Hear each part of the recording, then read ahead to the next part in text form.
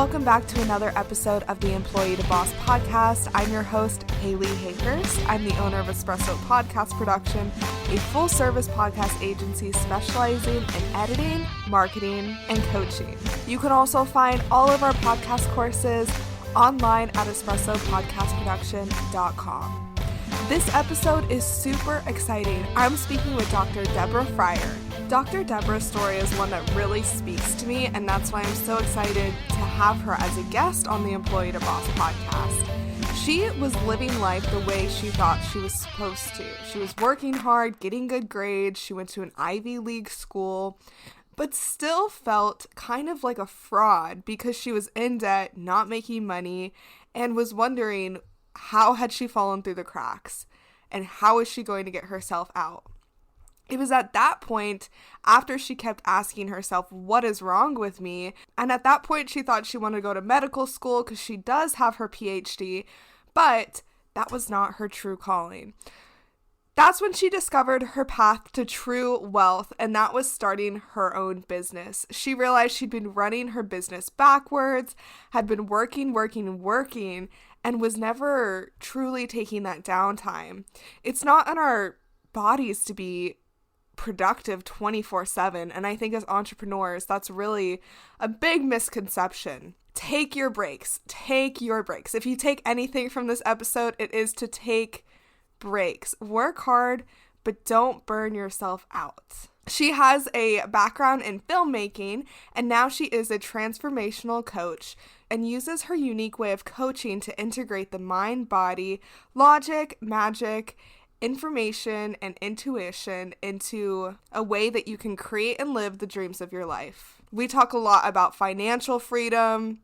We talk a lot about meditation, finding your purpose, and really taking those breaks. We also really dive into raising your price and knowing your value. And instead of, having that employee mindset, we're really shifting to that boss mindset. So I'm really excited to invite Deborah onto the show. So let's get right into the interview. So today I'm speaking with Dr. Deborah Fryer, and I am so thankful she's here because this is going to be a very honest and open conversation about mindset and limiting beliefs and all those fun things. So welcome to the podcast. Thank you so much for having me. Thank you for joining me. I am so excited to hear about your background, how you got started in this industry, and kind of like what you were doing before you started your own business. It's such a great question. So before I started my own business, I had my own business, but I had a business that wasn't doing that well. It was a business that I really loved that was so much from the heart. I was working as a documentary filmmaker. I was writing, producing, directing, and editing content for documentaries that went on PBS, Nova, Frontline, as well as National Science Foundation and websites all over the world. And I loved it. I still love it. And I was really on a roller coaster with money. And I felt like, what is wrong with me? How did I fall through the cracks? How can I have this fancy education and I'm still paycheck to paycheck? In fact, I'm overdrawn almost every month in my checking account, and it's just so embarrassing. And I feel like such a fraud. So I thought, well, I'm not a real doctor anyway, because I have a PhD and that doesn't really count. And in parentheses, can you hear how I was disqualifying myself? Mm-hmm. I didn't know it at the time. I do now. But at the time, I walked around saying, oh, I'm not a real doctor. And in fact, people said, you should take your PhD off your resume. You're intimidating people. Nobody wants to work with somebody who's that smart. And I started to feel really ashamed of my natural intelligence. I started to feel really ashamed of the discipline and the tenacity that I have that allowed me to finish a PhD.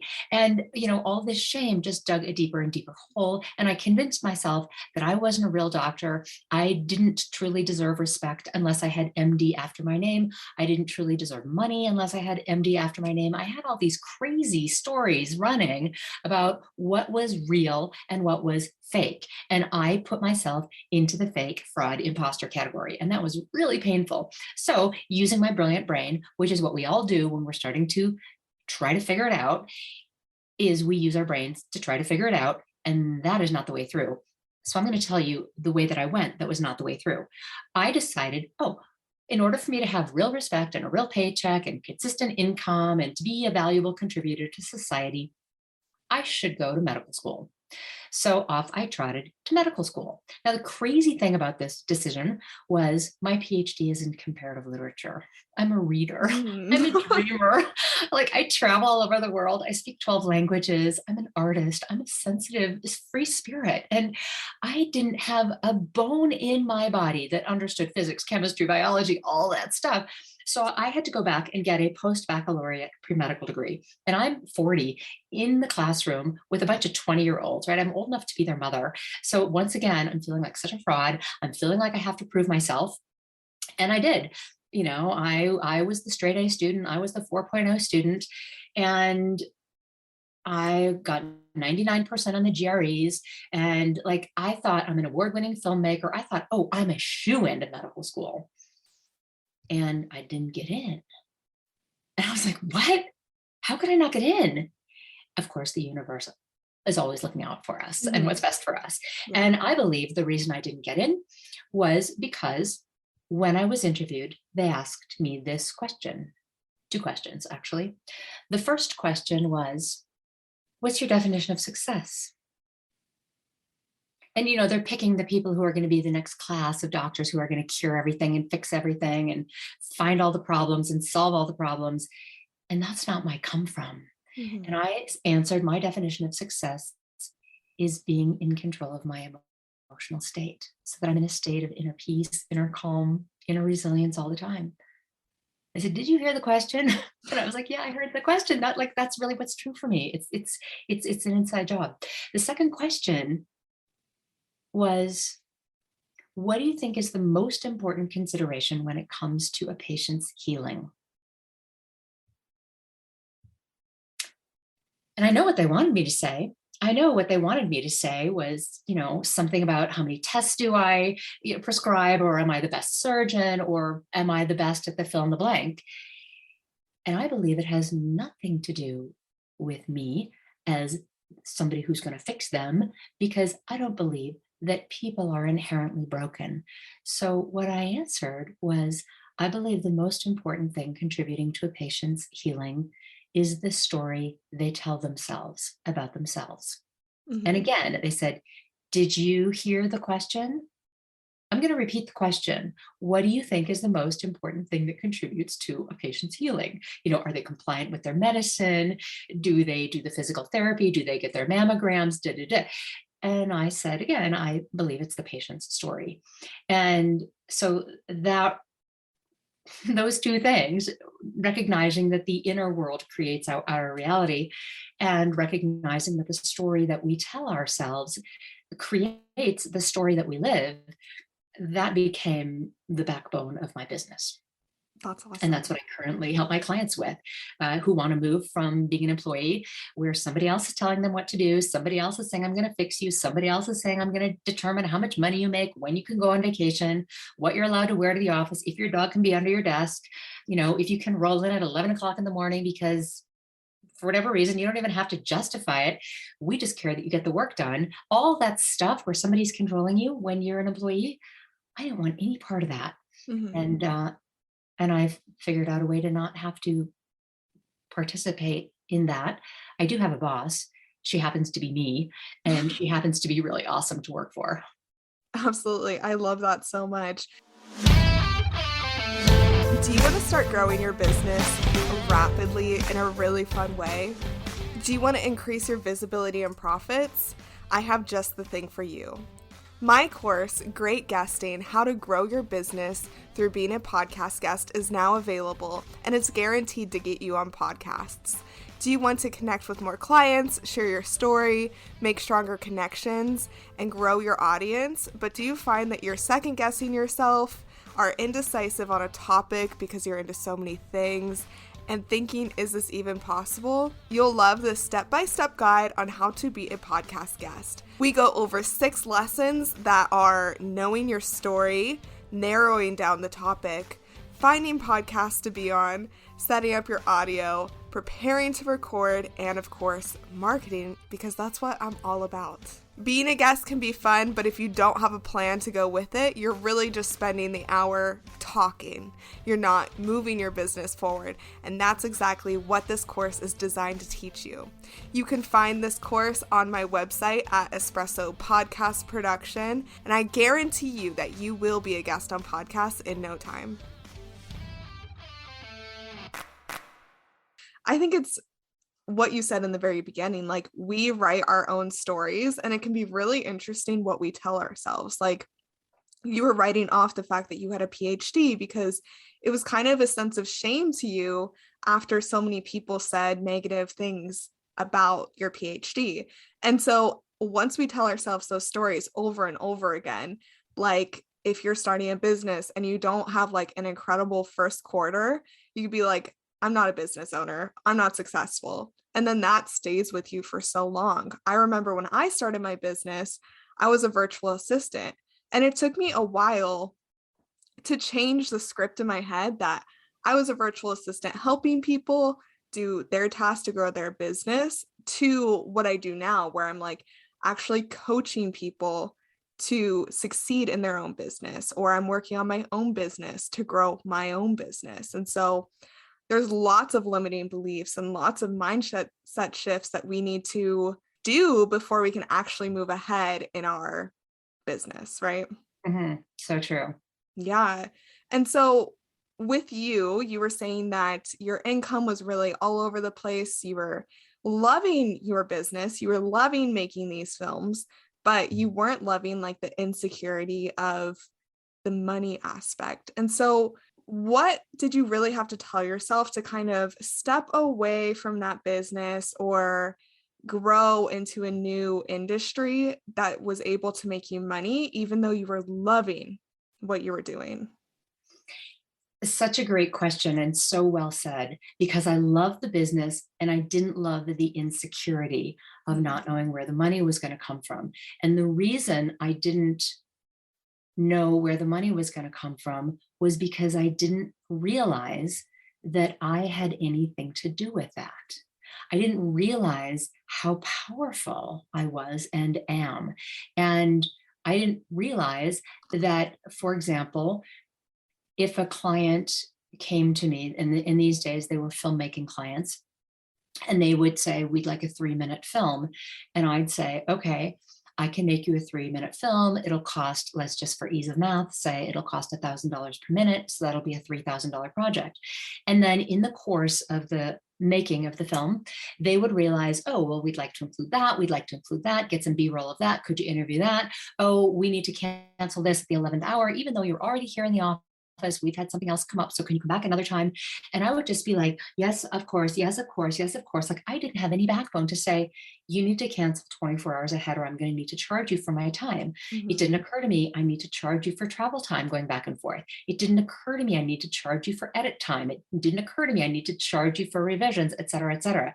So, we agreed $3,000, 3 minutes. And then by the time the film is done, it's a 12-minute film. They love it. They're jumping up and down. Oh, can we get you to do another one? This is the most amazing thing. We're going to use it for all of our fundraising. It's going to be on our website, blah, blah, blah. I still charged them $3,000. So I had such a blind spot of, well, if they're asking for more, I get to charge more. Yeah. And it was just such a blind spot as a business owner. And this is one of the things that is a blind spot for a lot of employees, because if we're used to the boss is telling me my value, I don't actually know my value. If the boss is saying, I'm going to pay you $50,000 a year or $100,000 a year, or you're going to get benefits with this, or you get 2 weeks paid vacation, or whatever, the negotiables are, they're negotiable. But especially as women, we're not that good at negotiating. We're not that good at saying, I want more, I deserve more, I demand more. I will not work for that amount of money. I will not work for those hours. I will not work for that amount of vacation time. We're very bad at putting ourselves first because we've been conditioned to believe that we are worth less than men. And that translates into I'm worthless. I mean, it's so deep, it's so pervasive, this conditioning. And I'm really on a mission to change that and help one woman business owner at a time, double, triple, quadruple her rates, move into the six-figure, multiple six-figure, even seven-figure ranks so that you can move more money around the planet and do more good in the world. Because you waiting for other people to give you permission, you are going to spend your entire life waiting. And that's what I realized when I went down this path to medical school, that I was waiting for yet one more institution to validate me. It wasn't enough that Princeton validated me. It wasn't enough that I'm an award-winning filmmaker on public television. Like, I'm one of those high achievers who really struggled with imposter syndrome. And I bet there are people in your audience who are super high achieving who also struggle with imposter syndrome, where you feel like no matter how many degrees I have, no matter how much I give, I'm not good enough. And I want you to know you are good enough. You do not need another degree to get started. What you need to cultivate internally is an unwavering security in yourself. You need to cultivate unwavering security in your resourcefulness. You need to be incredibly secure in knowing that you are a creative being and your creativity will create endless streams of wealth for you. That's where your security is going to come from. It's not from somebody paying you. It's not from you getting a super big project, because what I learned as a filmmaker is I could have a super big project and I'd be on the moon. I'd be like, ooh, look at me. Aren't I so great? I've got a big project. I've got all this cachet. I'm winning awards. I'm on public television. Yay me. Aren't I great? And then the project would end and I'd be like, oh my God, I suck. I'm like overdrawn. I'm eating, rice for the 28th day of the month because that's what's in my budget. Like, and I'm so miserable and I'm crying all the time and nobody knows that because I'm supposed to have my shit together. I'm a yoga teacher. I teach 14 yoga classes a day. And I'm like, la, la, la, la, la, like totally zen. And inside I'm like, what the F is wrong with me? That will never, ever lead to the kind of security that you really want, which is when you can count on you, when you know you support you, when you hold yourself capable and your external conditions do not define you. That's what we're talking about. Oh my gosh. I think you just spoke to like the souls of so many people listening to this, because they need to hear exactly that. They're in charge of what they want in life and they're in charge of going to get it, and waiting for a boss to give you a promotion, waiting for a new client to finally break you free of maybe that money struggle that you have. What if it never comes, right? And it's so unfair to them. I have worked with many, many people who say, I need this client. I need X number of clients. The way you just framed it was waiting for a client to set you free.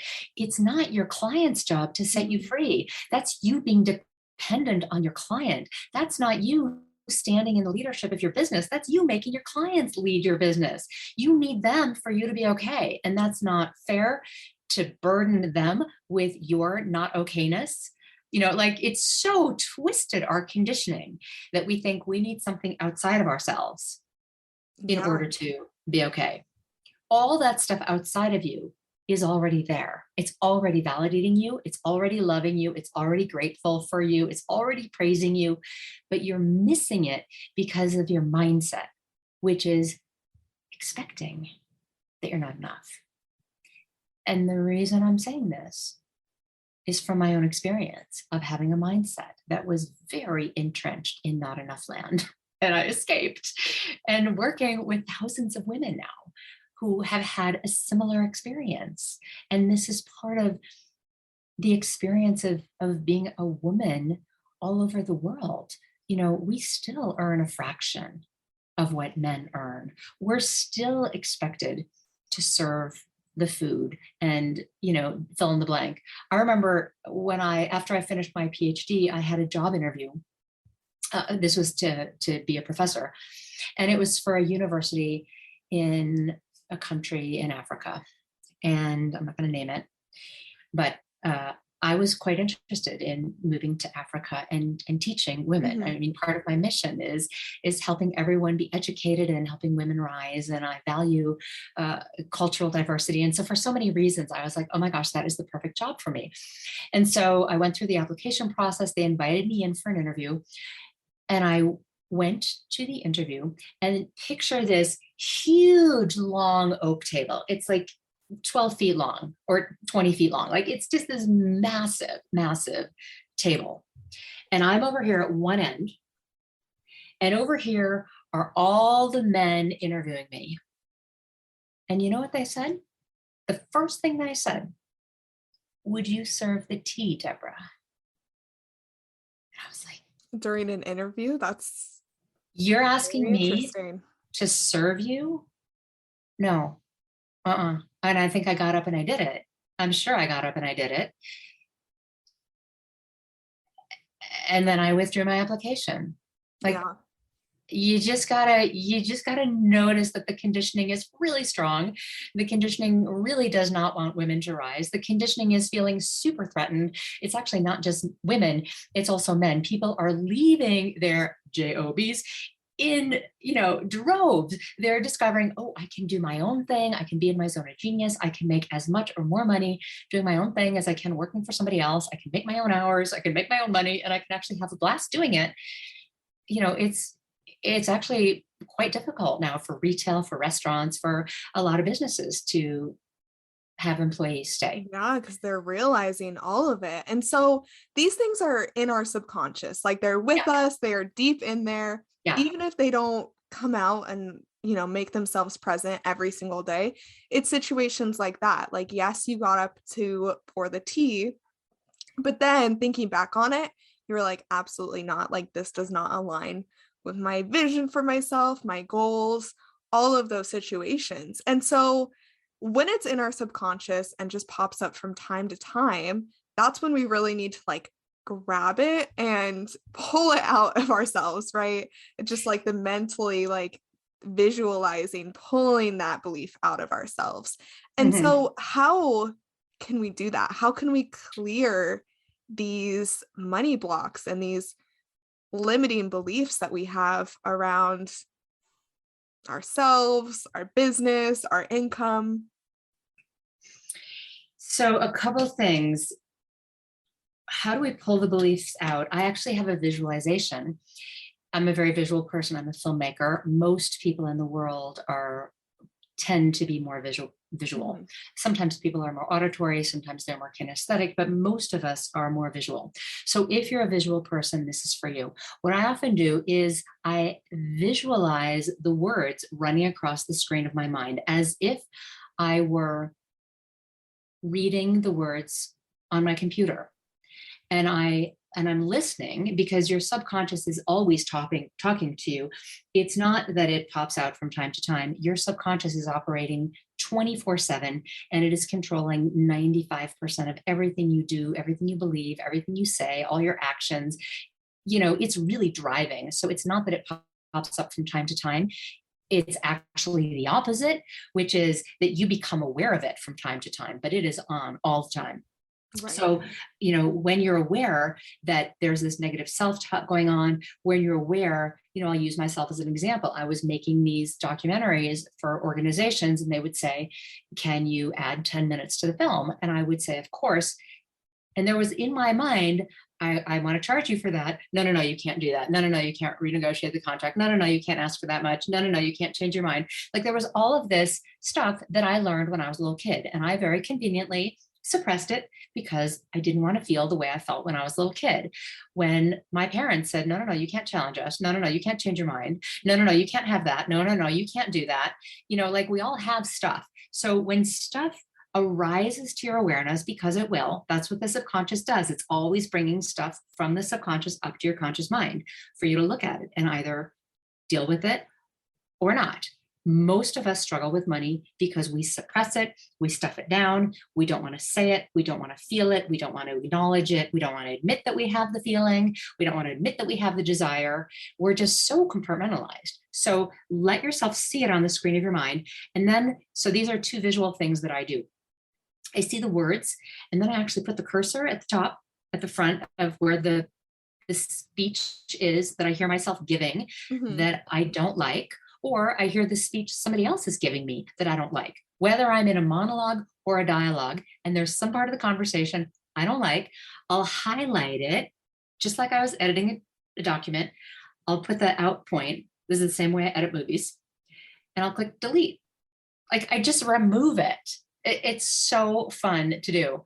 I used to do this when I was at a time in a relationship with somebody that I got super triggered by. And every time this person said something, I just felt my blood boil. And I just started doing this practice of, I'm just going to listen, and I'm going to see the person's words type out on the screen. I'm going to put the highlight in, and they're just going to talk, out. It's all highlighted yellow, delete. I like So that's that. one thing. I also have a visual where I actually pull it out of my consciousness. And if you can't see this, if you're just listening, I'm motioning that I'm actually grabbing hold of something at the level of my eye or my brain, and I'm just literally pulling it out as though I'm pulling a worm out of my ear or something like that. So those are two visual ways. If you're a visual person, if you're a feeling person, which every one of you is, underneath the level of talk, underneath the level of self-talk is feeling. What happens in your body when you think about raising your rates? What happens when you think about asking for a raise? What happens when you think about telling your boss you're going to quit? What happens when you think about quitting and all of a sudden the responsibility is all on you? What happens in your body? For most people, they begin to feel some turbulence in their tummy. Their solar plexus clenches. They feel a little bit of tightness there. They might feel like, I can't take a deep breath. They might feel like, oh my gosh, my neck hurts. Oh, my head, I feel so much energy in my head. They might feel like, I can't feel anything. I just don't have any feeling. I don't even know what it feels like to feel. So when you can go into the feeling, you've immediately created separation between you and the thought. So in the same way that I was watching the thought be transcribed, I've established myself as the observer of the person who's hearing somebody over there who's speaking. So I've distanced myself a few layers from the thought. Why is this important when we're speaking of consciousness? Because you're not the thought. We get all caught up in thinking we are the thought, in thinking the thought is true. We get all caught up in the identity of the thought. But the truth is, thought is 90 seconds of chemistry that's going to flow right on through you if you can let it move on through and you don't attach to it. So when we can establish some distance between ourselves and the thought, we realize, oh, there I am observing a thought. There I am observing myself thinking a thought. I'm not the thought. I'm the observer of this person who created the thought, and this person is now thinking the thought. So I don't have to react to any of it. I'm just watching the drama unfold, and I'm sitting in the back row of the theater thinking, wow, this is a really good play. I'm really drawn into it, and I wonder who's going to win. You know, it's like the story of the two wolves, where the Cherokee grandfather is telling his young son, there's a fight going on inside of me. There are these two wolves, and they live inside of me. And one of them is angry and mean and greedy and growly and snarly and ferocious and evil. And the other is very gentle and quiet, loving. And they're existing inside of me. And the grandson says, well, who's going to win? And the grandfather says, whichever one you feed. And your thoughts are like that.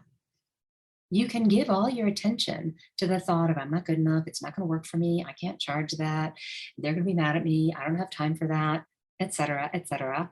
And you will create that reality for yourself. You will create a reality of not having time. You will create a reality of people not buying your offer because you've insisted nobody wants my offer. If that's your identity, they can't buy it, because if they do, it's going to mess with your identity. So you've really got to change your identity. Absolutely. There's a podcast actually called The One You Feed, and it's all about that whole concept of the two wolves inside of you. And it's really, really inspirational. I'll put the link in the show notes, but it's like I've been listening to it and it's just so interesting to hear what different people think of that one statement. So I want to get into how you got out of that belief and then how you now work with your clients to get them out of those beliefs. The way I got out of it was, I mentioned before that I was on my way to medical school. I was on my way to medical school. And because I was on my way to medical school, I was working in the anatomy lab. And for those who don't know, this is where you dissect human cadavers and you learn all about the nervous system and the respiratory system and the cardiovascular system, et cetera, of human anatomy. And there are lots of anatomy labs, but this was a human anatomy lab. So this was in October 2013. At the time, I was still on the roller coaster of, feast or famine. Sometimes there's a project, sometimes there isn't. Sometimes I feel good about myself. Sometimes I feel like I SUCK. Sometimes I feel like I'm brilliant. Sometimes I feel like I'm the biggest idiot on the planet. And why would anybody want to hire me?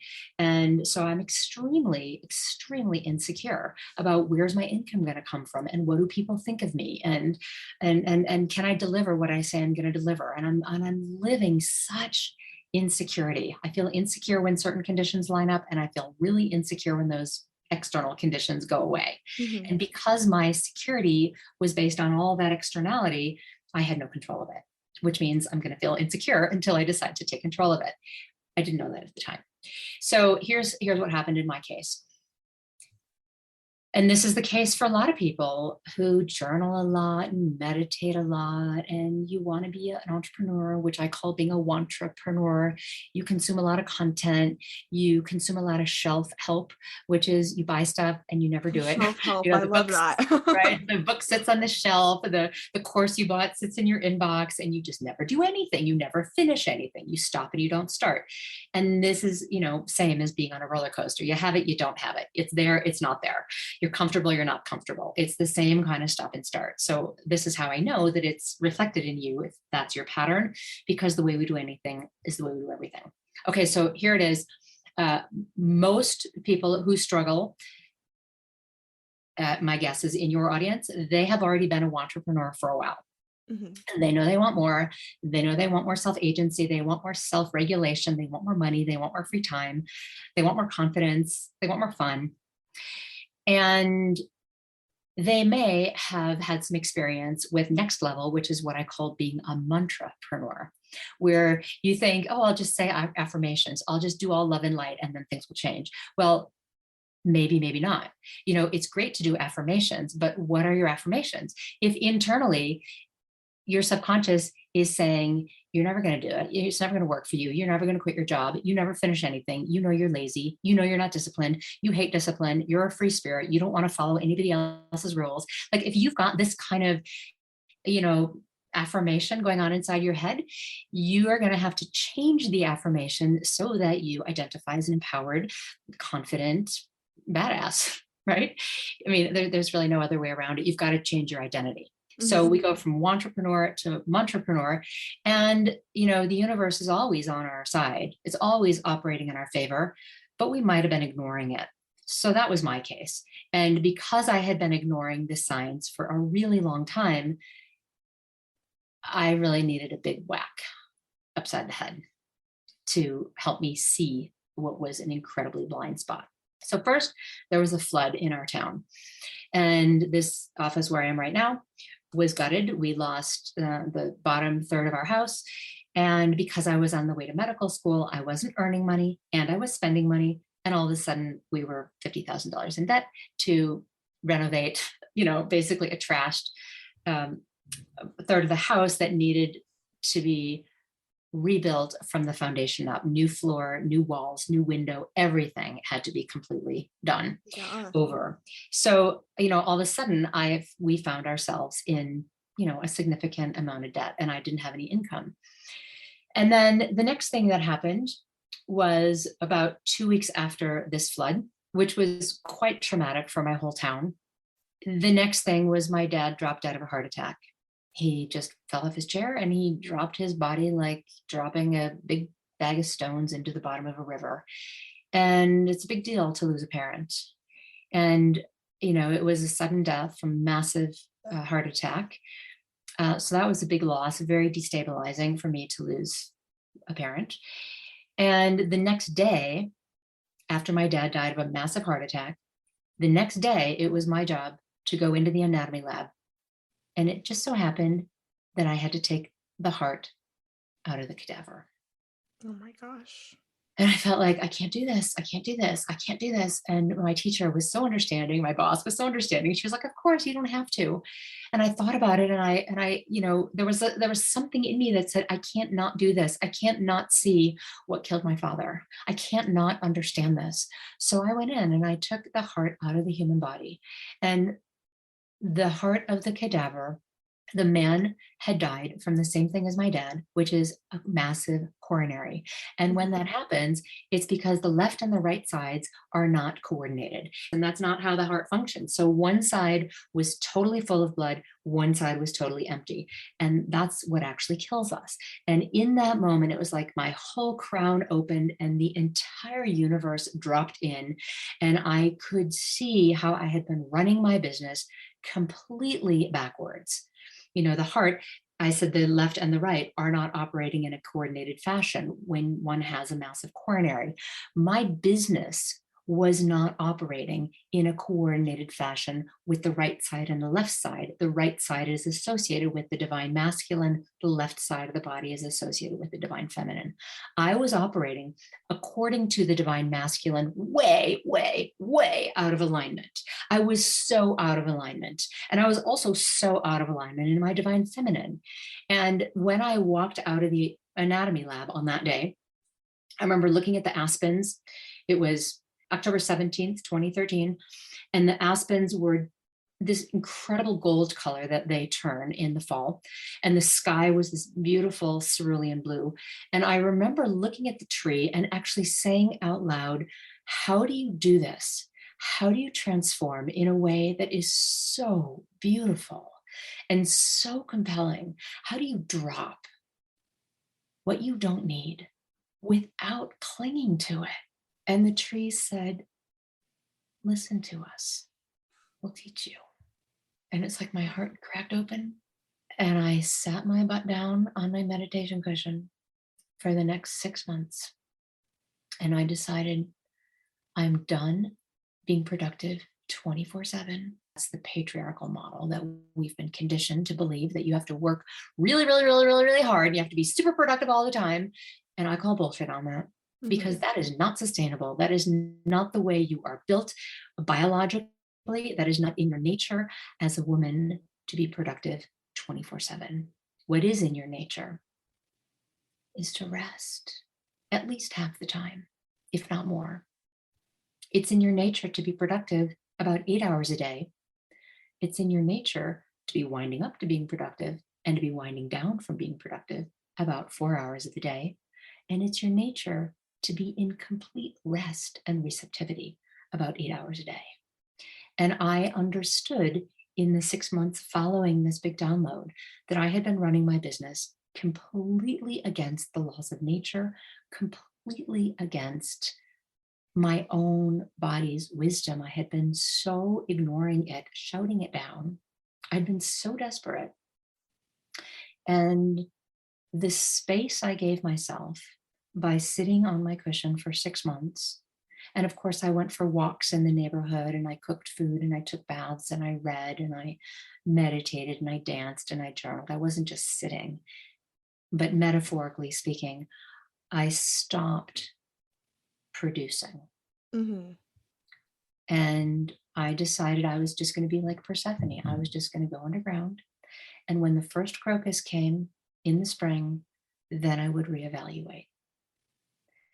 And, looking back on it, it's one of the bravest things I've ever done. It's one of the wisest things I've ever done. And it has been one of the most prosperous decisions I've ever made. the first crocus showed up the following March, and I got a call from a beloved film client that I had done many projects for in the past. And I hadn't done any marketing. I hadn't reached out to anybody. Like, I don't even know if anybody knew where I was. I just disappeared. I was just like, I ghosted everybody. I was just like, I'm done. I delivered on all my commitments, and I was just like, I'm not available. Right. I'm not here. They called me and they said, we have, X amount in our budget and we need to spend it. Can you help us? And the X amount in their budget was 10 times the previous budget. Wow. And I said, yeah, I can help you. And this happened again. And this happened again. And so now people are coming up to me and they're saying, Deborah, what are you doing? You're so different.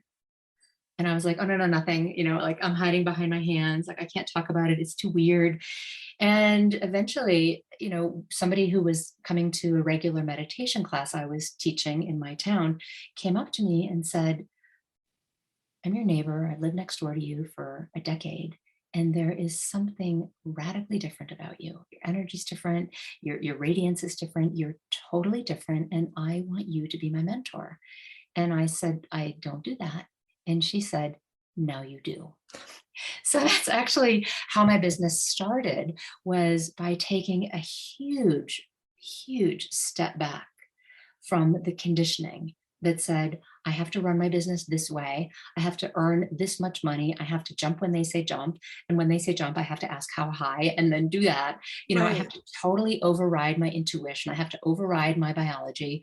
Like, no more pulling all-nighters, no more not charging clients, no more not setting boundaries. It went into where you changed. trust yourself rather than expecting or hoping the next thing will come. Thank you so much for sharing that story, because you had to do a complete shift to be where you wanted to be. And so I know it's really hard for some people to completely let go of everything to make that transformation. But if you're not happy in your life, you need to completely turn it around and start doing what you actually do love. Yeah.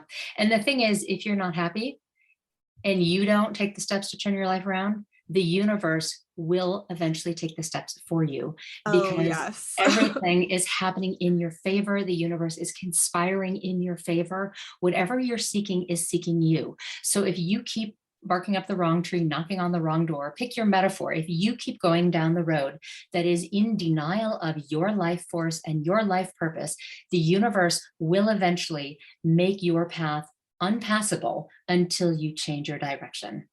I've seen this over and over again. That's incredible. Thank you so much for sharing that. So in the last couple moments we have together, is there anything else that you would like to share with the audience? I want to inspire you. I want to encourage you to trust your intuition and to become aware, to become curious, so that you can be aware of what are the inner conversations that you're having. What is the inner feeling that you're having?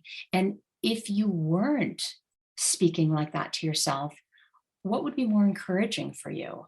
Because your body is constantly giving you feedback. And the more that you can create a space for you to listen to the feedback, respond to the feedback, recognize, is this an opportunity for me? Am I just reacting out of my old conditioning? The more that you can become really curious about what you're seeing on the inside, what you're hearing on the inside, what you're feeling on the inside, the more empowered you are to step into that reality in the future, because the now moment is what creates the future moment. So pay attention to what you're seeing, what you're hearing, and what you're feeling right now, and make a shift right now so that your future will unfold the way you want it to. Incredible. I have loved all of the advice and all of the stories that you shared with me today. So I can't wait for people to listen. But how can people contact you, and tell us a little bit about how you work with your clients? Well, I want to thank you so much for having me. It's really such a thrill to share this stuff. And every time I'm interviewed, it comes out a little bit differently. So I'm always surprised myself by the stories that come out. So there are a few ways that you can work with me if you'd like to continue. The best next step that I'd encourage you to take if you found value in what you heard today was to go and get your free copy of a book I wrote that's called Turn on Your Tap. And that'll be in the show notes right here. It's called Turn on Your Tap, Your Guide to Effortless Ease and Abundance. And it'll walk you through the neuroscience of EFT tapping, emotional freedom technique tapping. And there is a tapping script in there that will help you become a great receiver of, I think it's $50,000. So it's a really great, fun way for you to begin to educate yourself on the relationship between your conscious and your subconscious mind, and for you to literally take your livelihood in your own hands, because tapping, you use your own hands to really change your energy pathways in the body. The second part of your question, how do people work with me? I work with people in a variety of ways. I run a Facebook group where I am constantly in there offering free advice. It's a totally free group where heart-centered entrepreneurs gather, and they're at six-figure, multiple six-figure, seven-figure mark, and they're just, blasting through mindset blocks one after another. And it's a great community to be a part of, because you'll recognize that you're not alone, and there's a huge community of people to collaborate with and who will support you and whom you can support. I also work with groups. I work privately. So just reach out to me, DM me. I'm super accessible. I still answer all my own email. I don't know how long I'm going to be doing that, but for now, I'm quite accessible. So reach out and we'll have a conversation, and I can help you clear your money blocks in a short conversation. Awesome. I will put all of those links in the show notes. I love to end every episode with you sharing 3 actionable tips that the audience can start with today. This could be business, this could be mindset, anything that you want the audience to really start doing that can shift them from an employee to a boss. So the first one is super simple, and it's one most people do not pay attention to, and that is pay attention to your breath. Why? Because there's a lot of neuroscience research that shows when you slow your breath down, you slow your mind down. For you to transition from being employee to boss, you are going to need to go straight through your fear. You're going to need to go straight through the part of you that says, you can't do that. You can't make that much money. It's not going to work for you. It's going to be really, really hard. You're just going to have to walk straight into the eye of that storm. And the best way to do that is to slow your breath way down so that you are relaxed and calm and clear-eyed. The second thing that I will recommend is that you write it down. So many people have so many ideas in their head, and they never get them out of their head onto a piece of paper. Write it down, do a brain dump, see all of the options, and then pick one. This is number 3. Pick one and go for that one thing. Be all in. Do not have a plan B. Because if you have a plan B, you're not all in. You're not fully committed. And then you're telling the universe, I'm not fully committed. And then the universe is going to give you kind of half-ass results because you were kind of half-ass in the game, not in the game. So be fully committed. When you choose, this is what I'm doing. This is what I'm doing. This is what I'm doing. And you keep walking one baby step at a time, you will make incredible progress. Most people get distracted, but not you. This is what I'm doing. This is what I'm doing. Don't focus on what you're not doing. Don't focus on what's not happening. Don't focus on what you don't like. This is what I'm doing. This is what I'm doing. And walk yourself literally into your dream life. It's your responsibility. Nobody can do it for you.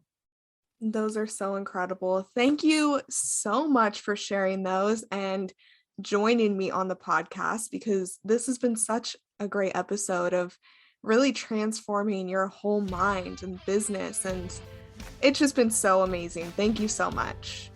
Thank you so much for having me. It was a pleasure. Thank you for listening to the Employee to Boss podcast. If you made it to the end of this episode, I hope that you implement the actionable steps from this week's experts so you can get started with your business today. Please rate, review, and subscribe to the Employee to Boss podcast on Apple Podcasts, Spotify, YouTube, or wherever you listen to your podcasts. It helps more than you could ever imagine. Remember, a little progress each day leads to big results. We come out with a new episode every Tuesday. To access our show notes, transcripts, and courses, please check out espressopodcastproduction.com.